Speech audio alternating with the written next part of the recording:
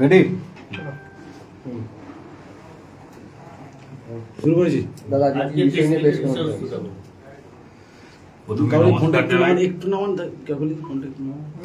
আরামবাগ বিধানসভার জনতা জনার্দনকে আরামবাগ সকল আরামবাগবাসীকে ধন্যবাদ জানাই যে আমাকে তারা আরামবাগের বিধায়ক হিসেবে নির্বাচিত করার জন্য সকল আরামবাগবাসীকে শুভেচ্ছা জানাচ্ছি, ধন্যবাদ জানাচ্ছি, অভিনন্দন জানাচ্ছি।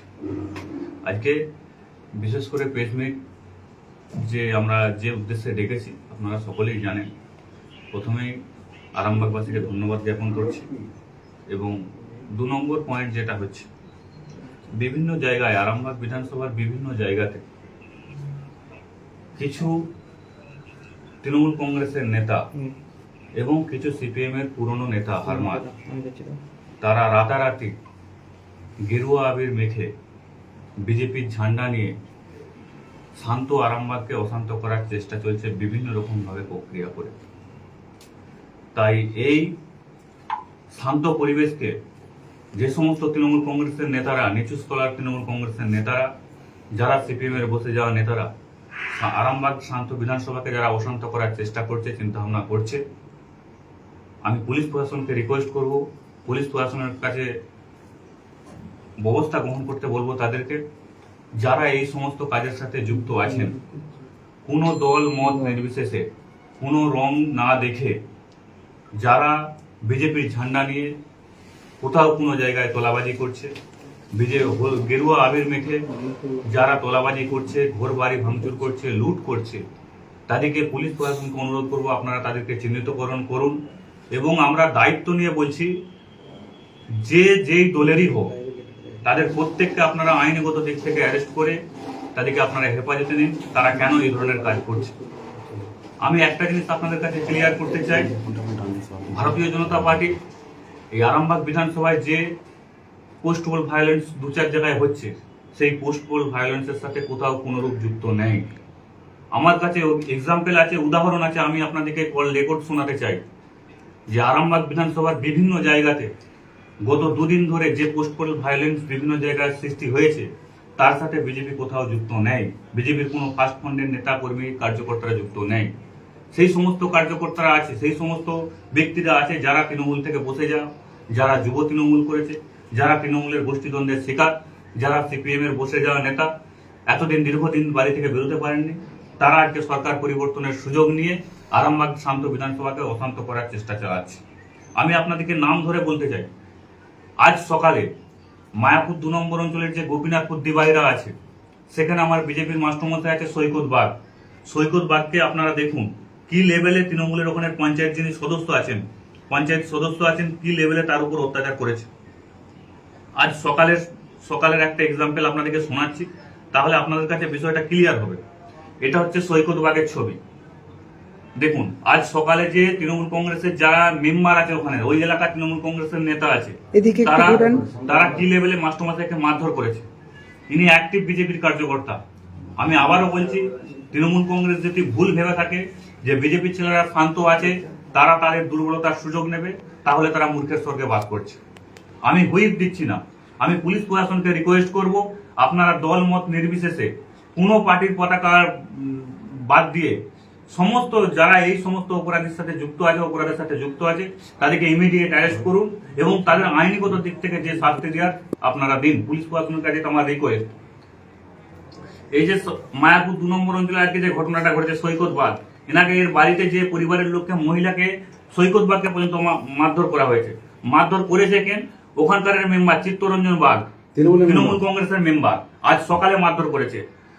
সঞ্জীব বাগ, সুকুমার বাগ, গোপীনাথপুর দিবাইরায় বাড়ি, মায়াপুর 2 নম্বর অঞ্চল। এদিকে আমি তৃণমূল কংগ্রেস নেতাদের বলতে চাই, আপনারা আরামবাগের শান্ত পরিবেশকে অশান্ত করার চেষ্টা করছেন। সিপিএম এর কিছু হারমাদ আছে যারা দীর্ঘদিন ধরে ঘর থেকে বেরোতে পারছিল না, তারা রাতারাতি বিজেপি হয়ে গেছে। গেরুয়া আবির মেখে পার্টির ঝান্ডা নিয়ে তারা আরামবাগের শান্ত পরিবেশকে অশান্ত করার চেষ্টা করছে। তাই পুলিশ প্রশাসনের কাছে রিকোয়েস্ট, আপনারা দল মত নির্বিশেষে যারা ঝামেলা করছে তাদের বিরুদ্ধে কঠোর অ্যাকশন নিন।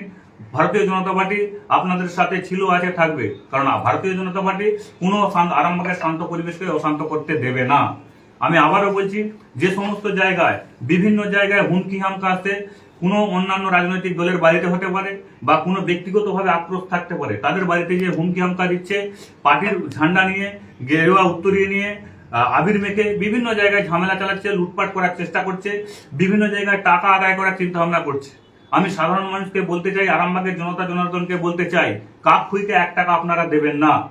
কেউ যদি কোনো তৃণমূল কংগ্রেস কোনো ব্যক্তি যদি বিজেপির ঝান্ডা নিয়ে আপনার গেরুয়া আবির মেখে যদি আপনাদের উপর তোলাবাজি করার চেষ্টা করেন, আপনারা আমাকে খবর দেবেন। আমি প্রশাসনের মাধ্যমে আপনাদের যারা এইসব কাজের সাথে যুক্ত আছে তাদের বিরুদ্ধে কঠোর ব্যবস্থা নেওয়ার চিন্তা ভাবনা করবো। আমি আবারও বলছি, পুলিশ প্রশাসনকে রিকোয়েস্ট করছি, আপনারা চোখ কান খোলা রাখুন, দেখুন উপযুক্ত ব্যবস্থা নিন তাদের বিরুদ্ধে, তারা কারা কি করছে। আমি আর একটা এক্সাম্পল আপনাকে দেখাচ্ছি, তাহলে বুঝতে পারবেন যে এই সমস্ত ঝুট ঝামেলা কারা করছে বা কারা করাচ্ছে। একটু দাঁড়ান, এটা একটা কল রেকর্ড শোনাচ্ছি, দেখুন।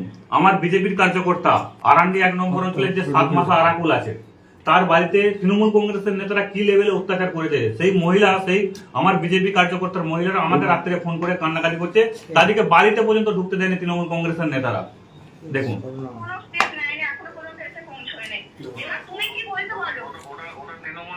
মাঝে কাছে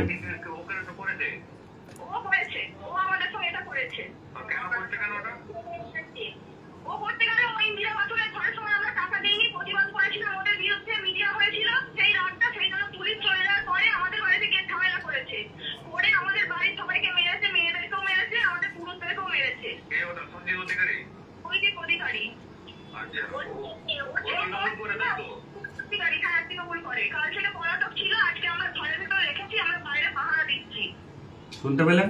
শালিকুর দুয়ের না, এটা আরান্ডি 1-এর 7 মাসা যে আরাকুল আছে, সঞ্জিত অধিকারী তৃণমূল কংগ্রেস নেতা, তারা এখনো ভাবছেন যে তারা সরকারে আছে। আমি এই সমস্ত তৃণমূল কংগ্রেস নেতাদের বলতে চাই, আপনারা ভুলে গেছেন হয়তো সরকার আপনাদের নেই। তাই আরামবাগের শান্ত পরিবেশকে অশান্ত করার চেষ্টা ভাবনা আপনারা যে চিন্তা ভাবনা করেছেন, ভারতীয় জনতা পার্টিকে আরামবাগের মানুষের কাছে যে কালিমালিপ্ত করার চেষ্টা করছেন, সেটা ইমিডিয়েট বন্ধ করুন। এবং পুলিশ প্রশাসনের কাছে আমার রিকোয়েস্ট, আপনারা প্রশাসনের মতো কাজ করুন, কোনো দল মত নির্বিশেষে আপনারা কাজ করুন। এবং পার্টির তরফ থেকে আমি বারংবার প্রতিটা অঞ্চলের কার্যকর্তাদের সঙ্গে, মন্ডলের কার্যকর্তাদের সঙ্গে আমরা প্রত্যেক নিয়ত কন্ট্যাক্ট রাখছি। আমরা দলের তরফ থেকে ঘোষণা করেছি, ভারতীয় জনতা পার্টির কোনো কার্যকর্তা যদি এই সমস্ত কার্যক্রমের সাথে যুক্ত থাকে, তাদেরকে দল থেকে বের করে দেওয়া হবে। দলের বিরুদ্ধে দল তাদের বিরুদ্ধে কঠিন সিদ্ধান্ত নেবে, স্টেপ নিতে বাধ্য হবে। তাই আরামবাগবাসীকে বলতে চাই, আপনারা এই বিষয়গুলো লক্ষ্য নজর রাখুন। ভারতীয় জনতা পার্টিকে অনেক আশা আবদান নিয়ে আপনারা ভোট দিয়েছেন, আমাকে জিতিয়েছেন। আমি একজন বিধায়ক হিসেবে আরামবাগবাসীর বিধায়ক হিসেবে আপনাদেরকে বলতে চাই, আপনারা ভারতীয় জনতা পার্টির বিধায়কের উপর ভরসা রাখুন। আমি আপনার ঘরের ছেলে হিসেবে কাজ করব, ঘরের ছেলে পুত্র হিসেবে কাজ করব। আরামবাগের শান্তি শৃঙ্খলা যাতে বজায় থাকে সেই বিষয়টা দেখার চিন্তা ভাবনাও আমার আছে। আর একটা জিনিস, কাল রাত্রে মাধবপুর অঞ্চলের যে একটা সমস্যা হয়েছে, মাধবপুর অঞ্চলে কাল রাত 9:30 থেকে 10টার সময় যে চাঁচক এলাকা আছে, আপনার দিঘিরপাড় থেকে কৃষ্ণবল্লভপুরটা পেরিয়ে যে ভীমতলা আছে চাঁচক, ওখানে যুব তৃণমূল কংগ্রেসের ছেলেরা রাত 10টার সময় 5-7 জন যুব তৃণমূল কংগ্রেসের ছেলেরা, আমি আইসিওকে লিস্টও পাঠিয়েছি, লিস্টটা আমার এই ফোনটায় নেই, ওই ফোনটায় আছে, সম্ভবত আমি কালেক্ট করে দিয়ে দেবো। সমস্ত যুব তৃণমূল কংগ্রেসের যে 5-7 জনের নাম পাঠিয়েছি, আইসিকে পাঠিয়েছি, আইসিও তাদের বিরুদ্ধে ব্যবস্থা নেবে আমাকে কথা দিয়েছে। 5 থেকে 7 জন যুব তৃণমূল কংগ্রেসের ছেলেরা, তারা কাল রাত্রে মাদার যারা তৃণমূল কংগ্রেস আছে তাদের বাড়ি ভাঙচুর করেছে। অর্থাৎ প্রতিটা জায়গায় আরামবাগ বিধানসভার বিভিন্ন জায়গায় ঝামেলাটা করছে তৃণমূল কংগ্রেসের একটা গোষ্ঠী, যাদের সঙ্গে একটা দলের সঙ্গে একটা লিঙ্ক নেই, একটা গোষ্ঠী। সেই সমস্ত ব্যক্তিগুলো ভারতীয় জনতা পার্টির সরকারে আসছে এই সুযোগটাকে নিয়ে ভারতীয় জনতা পার্টিকে কালিমালিপ্ত করার জন্য আজকে এই সমস্যাগুলো সৃষ্টি করছে। আমি প্ল্যান করে এটা পুরো প্ল্যান মাফিক করা হচ্ছে। আজকে মলয়পুর 1 নম্বর অঞ্চলের একটা সিভিক পুলিশ, পলাশ সম্ভবত নাম, পলাশ, তিনি তৃণমূল কংগ্রেসের অ্যাক্টিভ কার্যকর্তা, অ্যাক্টিভ কর্মী তৃণমূল কংগ্রেসের। তিনি ভাবছেন যে সিভিক পুলিশ আছেন, তিনি চাকরি করছেন। তাকে আমি বলতে চাই, আপনি একজন প্রশাসনের দায়িত্বে আছেন, আপনি একজন সিভিক পুলিশের দায়িত্বে আছেন, আপনি তৃণমূল কংগ্রেসের অ্যাক্টিভ কার্যকর্তা এখনো নয়। আপনি মনে হচ্ছে ভুলে গেছেন যে আপনার পার্টি সরকার আছে, ক্ষমতায় আছে, তাই আপনি শান্ত মলয়পুরকে কাল রাত থেকে আবার অশান্ত করতেন। সেখানে আমার 15-20 জন বিজেপির কার্যকর্তাকে আপনি শুধু যে সেখানে একটা উত্তেজনা সৃষ্টি করে হ্যারাসমেন্ট করার চেষ্টা করছেন। আমি আইসি সাহেবকে এবং পুলিশ প্রশাসনকে রিকোয়েস্ট করব, এই বিষয়গুলো লক্ষ্য নজর রাখুন, না হলে আগামী দিন কিন্তু ভারতীয় জনতা পার্টি প্রশাসনিকভাবে যা ব্যবস্থা নেওয়ার সেটা নেবে। বাতানলেও কালকে ঘরে ঘরে গিয়ে থেট দেওয়া হয়েছে, আমি আবারও বলছি, সব গেরুয়া আবির মেখে। গেরুয়া আবির মেখে এটা তৃণমূল কংগ্রেসের একটা অংশ ব্যাপক হারে তারা এই লুটতরাজের স্বপ্ন চালাবে এবং লুটতরাজ করবে বলে তারা নতুন করে স্বপ্ন দেখেছে। তারা সেই লুটপাটের রাজনীতি করা ছেলে, করে খাওয়া ছেলে, তাই তাদের করে খাওয়া বন্ধ হয়ে যাবে এই চিন্তা ভাবনা ভেবে তারা আবার গেরুয়া আবির মেখে রাতারাতি বিজেপি হয়ে গেছে। পার্থ মিশ্র যেটা সালেপুর 2 নম্বরের আপনাদের যারা কার্যকর্তা, তা সে অভিযোগ করছে বিজেপির ছেলেরাই তাকে মারধর করেছে, তিনি এখন হসপিটালে ভর্তি। না, মারধর সেই লেভেলে কিছু করে না। আমার কাছে ওটা খবর আসছে, ওটা ব্যক্তিগত আক্রোশ থেকে হয়তো, ওটা পার্টির কোনো, ওটা পলিটিক্যাল কোনো কেস নাই, আর পার্টিগত কোনো রং লাগাবেন না। ওটা ব্যক্তিগত ঝামেলা হয়েছে, পারিবারিক একটা অশান্তি হয়েছে, সেই বিষয়টা নিয়ে আমরা চিন্তা ভাবনা করছি, আমরা দেখতে যাবো। ওই পার্থদাকে নিজেও ব্যক্তিগতভাবে চিনি, ভালোবাসি। আমি পার্থদার সঙ্গে সিপিএম এর যারা বসে যাওয়া নেতা তারাও আবির খেলছে, ছেলে একটা অভিযোগ আসছে। লাল আবির মাখছে, লাল আবির মেখে আপনাদের 4 তারিখের পর দেখা গেছে গেরুয়া আবিরের জায়গায় কালীপুরের লাল আবির মাখছে লোকে, দিয়ে জয় শ্রীরাম বলছে, কি বলবেন? তারা আবার স্বপ্ন দেখছে, হয়তো আবার সে লাল ফিরবে পশ্চিমবঙ্গে। স্বপ্ন দেখছে, স্বপ্ন দেখুন, কিন্তু আপনারা এই স্বপ্ন দেখতে দেখতে আরামবাগের শান্ত পরিবেশকে যে অশান্ত করছেন, এর জবাব কিন্তু আরামবাগের মানুষ আপনাদেরকে আবার দেবে। যদি আপনাদের কার্যকর্তারা কোথাও যদি এই ধরনের ঘটনা ঘটে, তাদের বিরুদ্ধে কি ব্যবস্থা? আমি আপনাদের মাধ্যমে আরামবাগবাসীকে বলতে চাই, কোনো ভারতীয় জনতা পার্টির কার্যকর্তা যদি এই সমস্ত কাজের সাথে লিপ্ত থাকে, দল তাদের বিরুদ্ধে কঠোর থেকে কঠোরতম ব্যবস্থা নেবে। আসামের মাছ আরামবাগবাসী খাবে, সেটা শপথ গ্রহণ হোক, তারপর চিন্তা ভাবনা। 13 নম্বর ওয়ার্ডে কাল বোমাবাজি হচ্ছে। বিজেপির পুরনো যারা কার্যকর্তা তারা অভিযোগ করছে, নতুন যারা বিজেপি করছে তারা এসে বাড়ি বাড়িতে গিয়ে লুটপাট এবং আমাদেরকে মারধর করেছে এবং বোমাবাজি করছে। 13 নম্বর ওয়ার্ডে যে ছুট ঝামেলা হয়েছে, আপনি ভালো করে খোঁজ নিন, আপনারা ভালো করে খোঁজ নিন। ওখানে তৃণমূলের কোনো বিজেপির কোনো অ্যাক্টিভ কার্যকর্তা নেই। তৃণমূলের একটা বসে যাওয়া নেতা, তারা রাতারাতি গেরুয়া আবির মেখে চুপচাপ বসছিল, রাতারাতি গেরুয়া আবির মেখে বিজেপি হয়ে গেছে। আমি এই সমস্ত নেতাদেরকে বলতে চাই, ভারতীয় জনতা পার্টি এই সমস্ত নেতাদের উপর লক্ষ্য নজর রাখছে এবং এই পুলিশ প্রশাসনকেও রিকোয়েস্ট করব, আপনারা আপনাদের দায়িত্ব পালন করুন, প্রশাসনের কাজ প্রশাসন করুন, কোনো রং দেখার চিন্তা ভাবনা করবেন না। রং না দেখে আপনারা আপনাদের কাজ করুন, কঠিন থেকে কঠোরতম শাস্তি আপনারা দিন। বিভিন্ন জায়গায় দেখা যাচ্ছে যে যারা বিধায়ক হয়েছেন, নতুন নব বিধায়ক, তারা তৃণমূলের যে কার্যালয় আছে তাদেরকে আবার পুনরায় ফিরিয়ে দিচ্ছে, এটা গোঘাটেও আমরা দেখেছি। আমি আবারও বলছি, দখলদারের রাজনীতি ভারতীয় জনতা পার্টি করে না, আগামী দিনেও করবে না। আরামবাগ বিধানসভায় কোথাও যদি এরকম কার্যালয় দখল হয়ে থাকে, আপনারা আমাকে বলুন, আমি দায়িত্ব নিয়ে যে সেখানের কার্যালয় ফেলাবো।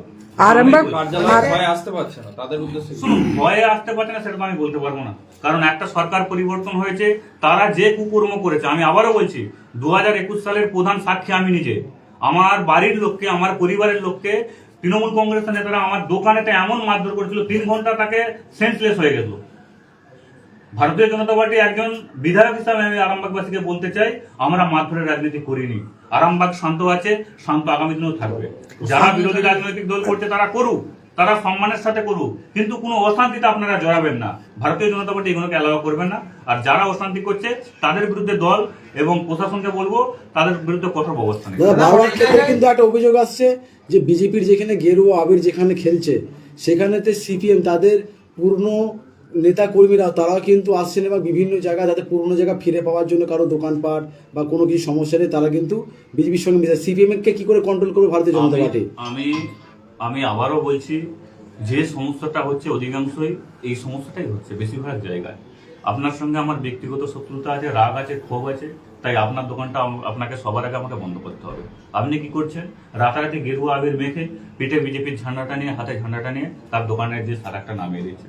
আমি আবারও বলছি, আমি গতকাল ভারতীয় জনতা পার্টির কার্যকর্তারা, তারা নয়, অরিজিনাল কার্যকর্তা নয়, তৃণমূল থেকে বসে যাওয়া লোক এবং সিপিএম এর নেতা 2 জন গেরুয়া আবির মেখে একজনের দোকান বন্ধ করে দিয়েছিল বলরামপুরে।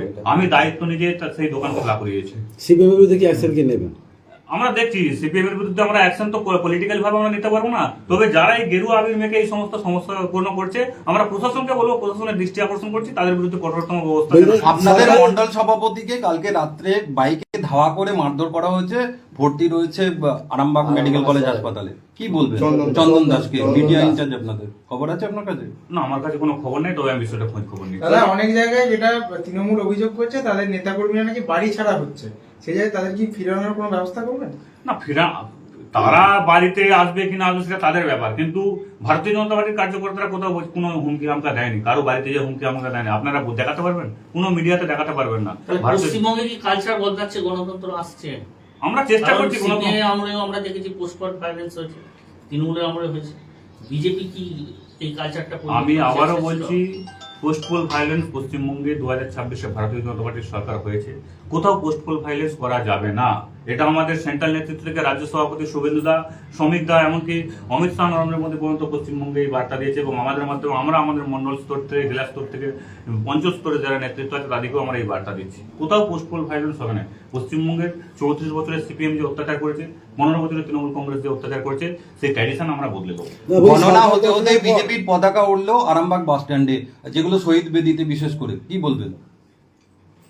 তৃণমূলের পতাকা খুলে বিজেপির পতাকা উঠছে। সেটা যদি হয়ে থাকে আমি বিষয়টা খোঁজ খবর এমনকি নিয়ে আমি দেখছি আরামবাগ বিষয়টা। যে 1 নম্বর ট্যাক্সি স্ট্যান্ড আছে সেইটাকেও হচ্ছে যে খুলে দিয়ে বিজেপির পতাকা তোলা হচ্ছে। সেটা আমি দেখছি, আমি খোঁজ খবর না, বলছি নিচ্ছি। সরকার গঠন হওয়ার পর ভারতীয় জনতা পার্টি কি আগামী দিনে এই যে এখন যে সমস্যাটা যেটা তৈরি হচ্ছে, সিপিএমরা তারা অত্যাচার করছে, আপনার কাছে রিপোর্ট আছে বলছেন, তৃণমূল অঞ্চল সভাপতি বা বিভিন্ন স্তরে তৃণমূলরাও বিজেপির সাথে মিশে গিয়ে এই যে বিশৃঙ্খলা সৃষ্টি করছে, ভারতীয় জনতা পার্টিকে সদ্য নতুন সরকার গঠনে একটা বাধা সৃষ্টি করছে বলছেন। সরকার গঠনের পর এটা কি লিগালি অ্যাকশনের পথে যাবে প্রশাসনিকভাবে? অবশ্যই প্রশাসনকে আমি আবারও বলছি, আরামবাগ আইসি আছে যারা পুলিশের দায়িত্বে আছেন, আরামবাগের পুলিশ প্রশাসনকে বলবো আপনারা আপনাদের দায়িত্ব পালন করুন, কোনো রং দেখবেন না। যে অপরাধী আছে তাকে অ্যারেস্ট করুন, তাকে গ্রেপ্তার করুন, তাকে তার উপযুক্ত শাস্তি ওই দিন। দাদা সৌগত দত্তের দোকান এবং বাড়ি ভাঙচুর হয়েছে, বোমাবাজি হয়েছে, কি বলবেন শান্তিপুর? সেটা আমার কাছে কোনো এখন পর্যন্ত খোঁজ নেই, তবে আমি খোঁজ খবর নিয়ে চেষ্টা করব। যে নামগুলো বলছেন, এই নামগুলো যদি 2021 সালে আপনারা দেখেন, এরা ইতিহাস সৃষ্টি করেছে। ইতিহাস সৃষ্টি করেছে কেমন করে? বিজেপি কার্যকর্তাদের উপর অত্যাচার করে, মানুষকে, বিজেপি কার্যকর্তাকে শেষ করে ফেলেছে। আমি বাস্তব উদাহরণ আমি বলছি, আমি একজন বিধায়ক হিসেবে বলছি। আমার আরান্ডি যে গ্রাম আছে সাতমাথা গ্রামে, সেই সাতমাথা গ্রামে 2021 সালে একটা মা বোন রেপ হতে বাকি নেই।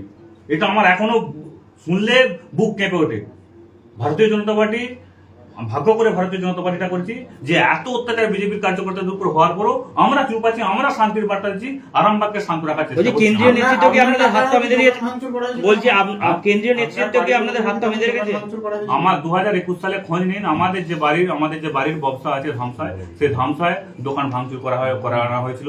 আমার যিনি কাকা আছেন তাকে 3 ঘন্টা এমন মারধর করা হয়েছিল, রাস্তায় 3 ঘন্টা ধামসা মার্কেটে মেরে 3 ঘন্টা সেন্সলেস হয়ে গেল, তাকে হসপিটাল পর্যন্ত তুলে নিয়ে আসার লোক পায়নি। আচ্ছা, এর পরেও আপনারা আরামবাগ পৌরসভা বা বিধানসভা থেকে কেউ যদি জামা পাল্টে রাতারাতি বিজেপি হতে চায়, তাদের আশ্রয় দিয়ে দেবেন? আমি আবারও বলছি, আপনারা যেটা ভাবছেন বিজেপি অত ছ্যাঁচড়া দল নয়। এটা তৃণমূল কংগ্রেসের দ্বারাই সম্ভব, সিপিএম এর দ্বারাই সম্ভব। বিজেপি একদম নিচু তলার কার্যকর্তা থেকে একজন এমএলএ, এমপি, সাংসদ সকলের প্রতি লক্ষ্য নজর রাখছে। কেউ কোনো কুকর্মের সাথে জড়িত থাকতে পারবে না, কোনো করাপশন ব্যক্তিকে বিজেপি যোগদান করাবে না। এটা আমরা দায়িত্ব নিয়ে বলছি আপনাদের। মমতা বন্দ্যোপাধ্যায় ইস্তফা দিতে চাইছেন না, কি কেন্দ্রীয় বলবেন? নেতৃত্ব আপনাদেরকে মমতা বন্দ্যোপাধ্যায় ইস্তফা দিতে চাইছেন না, শপথ আদৌ নিতে পারবেন? মমতাদি চেয়ার ছাড়বেন না? মমতাদি চেয়ার ছাড়ছেন না, সেটা আপনারা জিজ্ঞাসা করুন কেন চেয়ার ছাড়ছেন না। মানুষ যে ম্যান্ডেট দিয়েছে, পশ্চিমবঙ্গের মানুষ যে ম্যান্ডেট দিয়েছে, তারপরও তিনি এইসব কথাগুলো বলছে কি করে? মানুষের পশ্চিমবঙ্গ বাসী হিসেবে আমার লজ্জা লাগছে, সিরিয়াস বলছি। তৃণমূলের যে হারমাদ রাজ ছিল, সেটাকে আপনারা কি আইনত একটা পরিবর্তন আনবেন? আমি আবারও বলছি, যারা হার মারছিল তারা আগামী দিনে কি করেছে কি না করেছে আমার দেখার দরকার নেই, কিন্তু ভারতীয় জনতা পার্টির সরকার তৈরি হওয়ার পর যারা কিন্তু এই পোস্টপোল ভায়োলেন্সের সাথে জড়িত আছে তাদের কিন্তু প্রশাসনিকভাবে ব্যবস্থা নেই। বলছি নালে কি সুশাসন আর শান্তিতে বদলা নিতে বসবাস কি হবে? অবশ্যই আরামবাগবাসী নয়, শুধু পশ্চিমবঙ্গবাসী সুশাসন ফিরে পাবে, শান্তিতে বসবাস করবে। তৃণমূলের দুর্নীতিগ্রস্ত নেতাদের বিরুদ্ধে কি ব্যবস্থা হবে যারা কোটি কোটি টাকা লুট করেছে? সেটা প্রশাসন আইনের কাজ আইন করবে। আমরা তো পলিটিক্যাল ভাবে কিছু করতে পারবো না, আর সেই ক্ষমতা আমাদের নেই।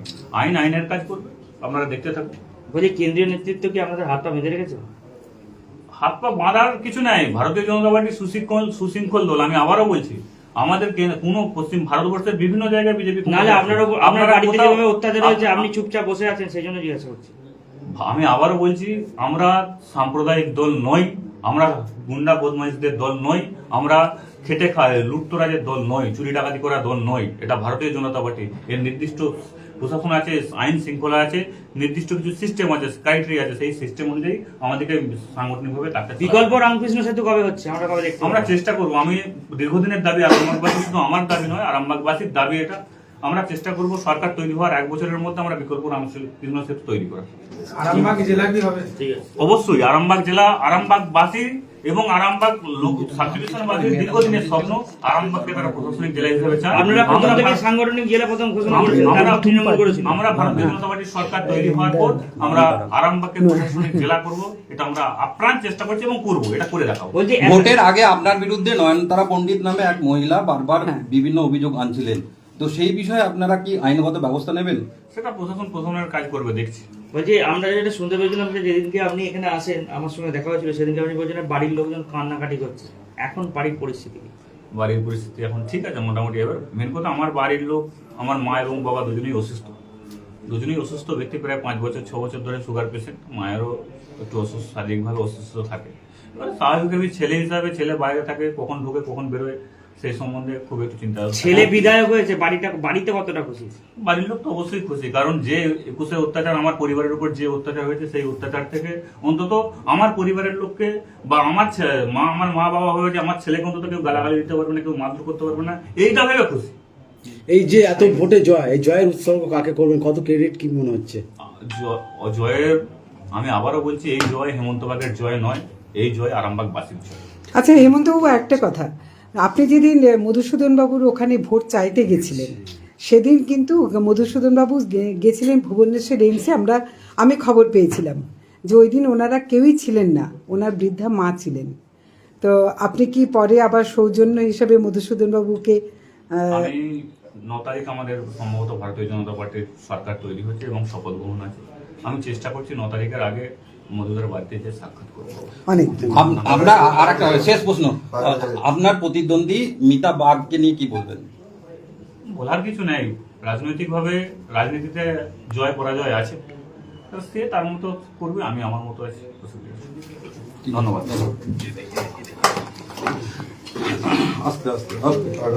জ্যোতিষ জগতে অদ্বিতীয় ডক্টর অঞ্জন শাস্ত্রী আপনার উজ্জ্বল ভবিষ্যতের একমাত্র দিশারি।